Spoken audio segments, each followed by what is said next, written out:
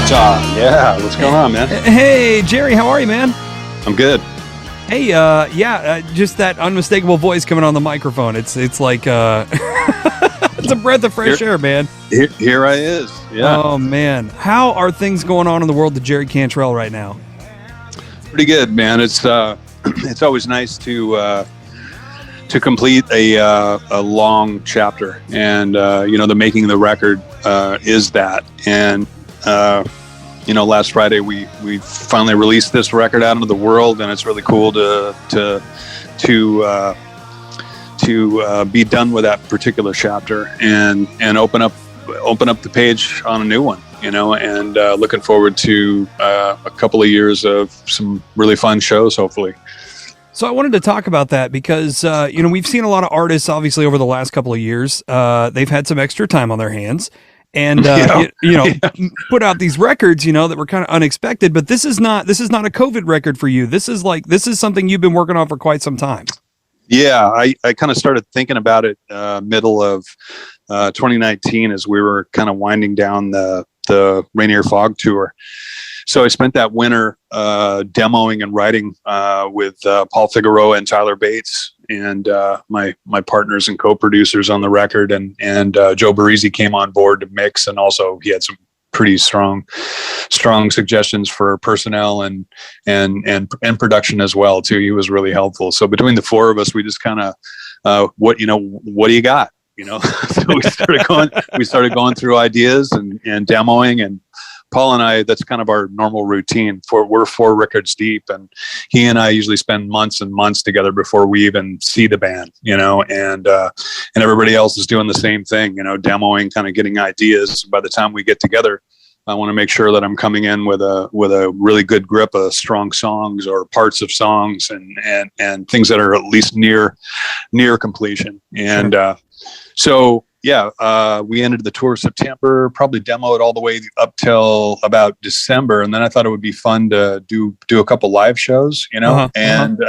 Tyler helped me put together a band with Gil Sharon and Greg Pusciato and Michael Rosen and himself and a bunch of other really talented musicians, and a lot of those musicians ended up being on the record. It was cool kind of having that experience with them, and the material I was writing seemed to really be open to a lot of their strengths. The pedal steel and the keys on this record, I think they're the voice of this record.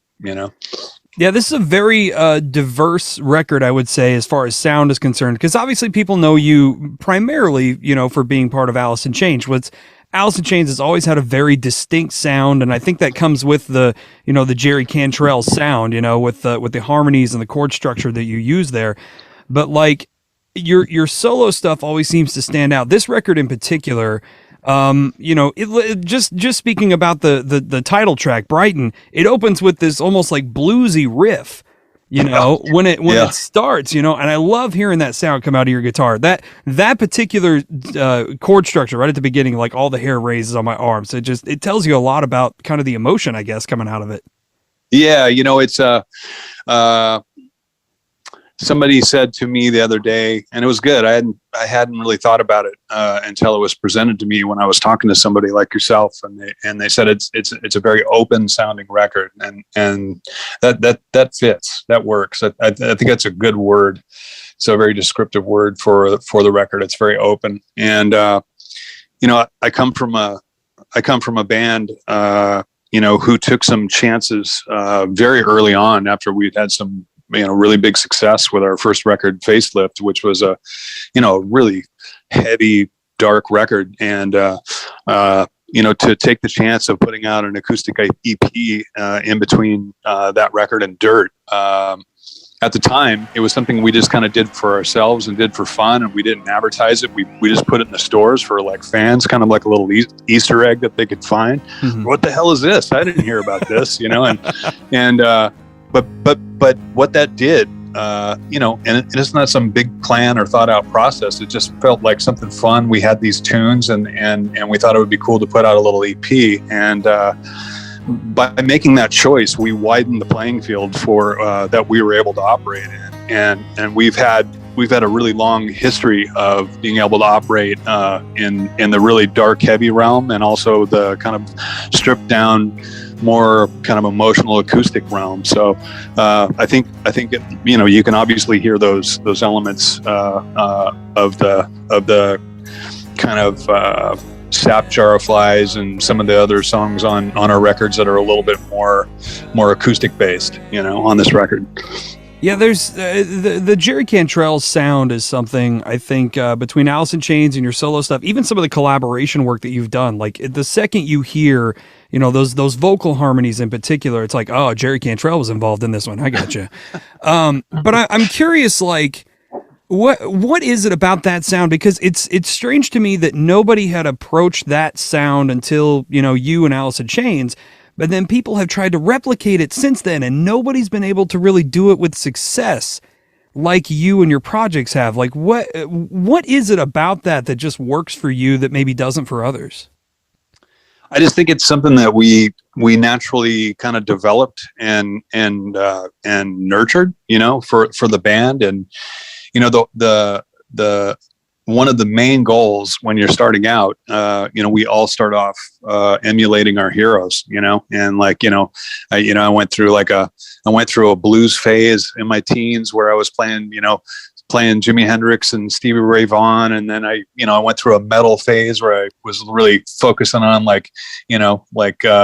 Glenn Tipton and Dave Murray and Adrian Smith, and the Metallica phase. You go through Queensryche, and then kind of acoustic, kind of radio rock of the 70s and stuff like that. And you go through all these phases of stuff, and at some point you start becoming yourself. I think it's just the process, time spent. What it really boils down to is the individual or the group of individuals. The reason Alice sounds the way that it does is because of the 6 members that have been in the band, and Lane and I developed, we both were big fans of harmony. Harmony's not unusual. That's a part of music. And throughout history, it's always been appealing to me, starting with a band like where it all starts for me is the Beatles. Every one of those guys could lead sing, and they sang harmony. And that's always been interesting to me when you had at least, more than one strong voice in the band. And so I've just kind of followed that path. It's something that is something that I enjoy, and somehow along the way we kind of created a language and like a musical fingerprint that's identifiable, and it's fun to play with because you can go anywhere with that, And you've managed to carry it well into your solo stuff now too. Like you said, four records in now for solo Jerry Cantrell work, right? Three records. Excuse me. Yeah. So now we have Brighten out now, which is phenomenal. And it really kind of takes you on a journey, because that first track, A Tone, especially, is one hell of a way to open the record up, because it's kind of got that like wandering in the desert vibe to it, which kind of lends itself to the music video you did for it too. It's got a bit of a sinister thing to it, and kind of a little bit of a Western flair way. And early on in the process, I think A Tone might have been the first song we demoed up, and Brighten was right after that. And when we had those 2 songs kind of demoed, Tyler and I are like, okay, we're on the right page here. And from day one, he's like, this is the opener. Mm-hmm. And I'm like, well, let's see what else we come up with. He's like, no, wait, that's The Tone is the opener, dude. I'm like, well, you might be right, but let's do what else we come up with. And he was right. That was a great way to start it. It's got a real attitude. It's a very cinematic song.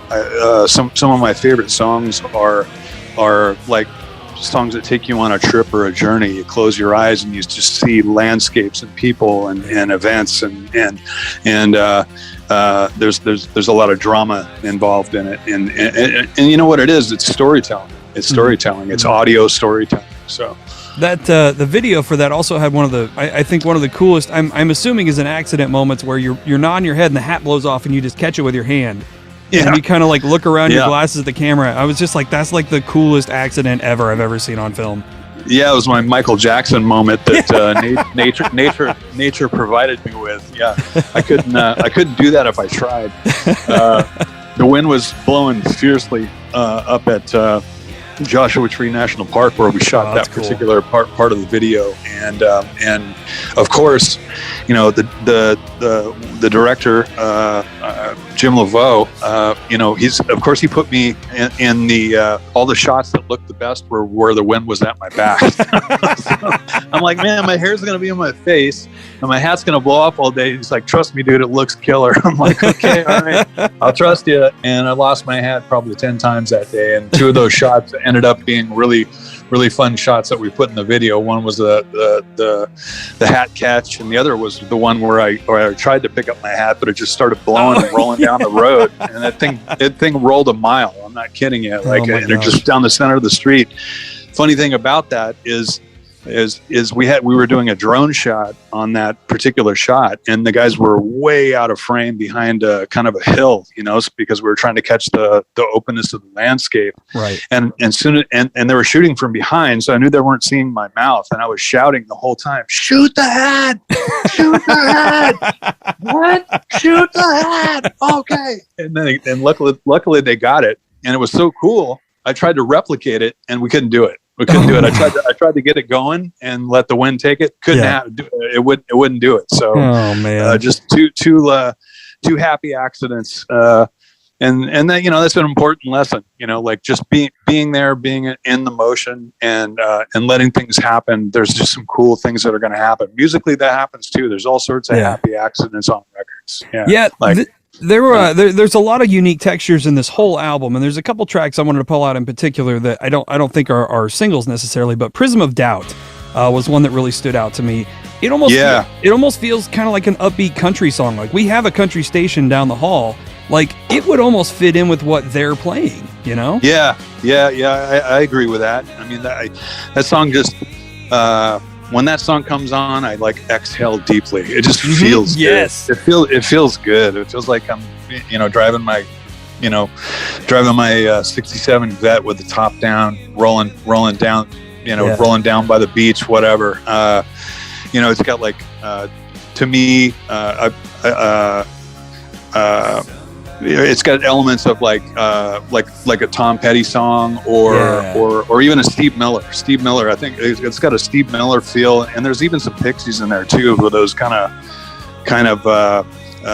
guitar lines, you know. Oh yeah, Mr. Black accent lines and stuff, and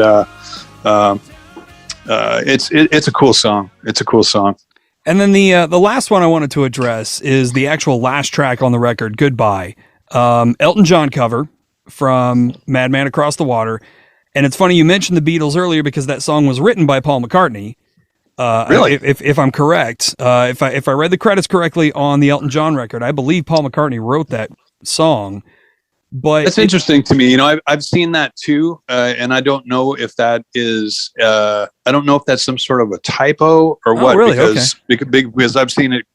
I've seen it credited Bernie Taupin and Elton John as well. So I'm not sure about that. I would be very surprised if that was the case, and that's a very interesting fact that I don't know if you're correct. I Wikipedia, I think, is where I found that, but because that's always right. You know, everything on the internet is true, dude. Right, you know, right. I know what you're talking about, and I've seen that too. But 80% of the listings I've seen is titled to Bernie and Gotcha.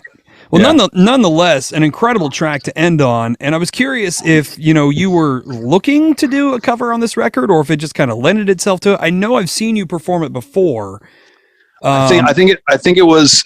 It's kind of what we were just discussing with the hat. It was a happy accident. I didn't intend to put a cover on this record, but I had closed both of those shows that I played in LA in December 19 with a lot of the players that appear on this record, and we closed both nights with Goodbye. It's a song I've always dug, and it was really cool. It was an emotional tune, and we got to the end of the record, and I had these 8 songs, and I had, I don't know, maybe like 6 other songs that were kind of in various states of construction, but those songs felt like a different record. It didn't feel like it fit with the body of what this record wanted to be. And the 8 songs that I had definitely felt like a body of work.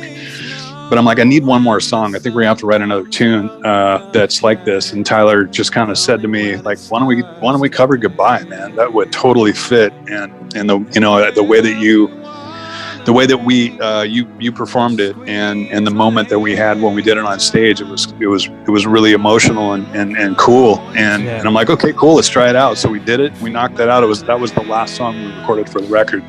And just kind of, it's funny how things work out. But Elton's a huge artist, a very influential artist in my life, and as a musician, and Madman Across the Water is one of my favorite records of his, and that song resides in the 9 hole and closes his record, and it resides in the 9 spot on my record and closes it too. And I did the demo and kind of sent him an email telling him that I did it, and sent it over to him, and he dug it, and gave me his permission to put it on the record. And that's just something I wanted to do out of respect. And then I got a call from Davey Johnstone the day after, and he's like, Elton told me you covered Goodbye Yellow Brick Road. And I'm like, no, Goodbye. Goodbye. Oh, Goodbye. Wow. Hey man, can I hear that? And I sent it over to Davey too, and he was like, oh man, that is so cool that the harmonies you put on there totally made it yours. That was really cool hearing that from those guys. Yeah, Goodbye Yellow Brick Road's for the next record. Whoever wrote it, great song. Yeah. Goodbye Yellow Brick Road's for the next record, right? Sir McCartney or Sir Elton John, whichever Sir you want. Great work. Yeah. No. Well, it's a phenomenal album, man. It came out on Friday, and it's just great front to back. A lot of emotion, and really, even with that last track, it's under 2 minutes, but there's a lot of emotion in just a very short amount of time on that one. But the rest of the record, a lot of ebb and flow on it, man. It is fantastic. And I know you're going out on tour in the spring, I think, with some dates. Nothing currently scheduled with Alice in Chains, but I would imagine that's probably going to change later on as we get through things. Yeah, well, we're looks like the world is kind of opening back up, and we're learning how to live with this little bug. And myself and the band as well, both planned on kind of tackling that live aspect maybe in 22. So I wouldn't be surprised if you'd see shows from me and the band next year. Yeah. Very cool. Well, Jerry Cantrell, thank you so much for being a part of us today. And we love the song Brighten. We got it spinning here at T95. People are digging it and loving it. So congratulations on the record, on the song, and everything moving forward, man. It all sounds great, and we love you, man. Appreciate it. Thanks for having me on, and more importantly, thanks for listening. Absolutely. Stay well, stay safe, and we'll see you soon, brother. Cool.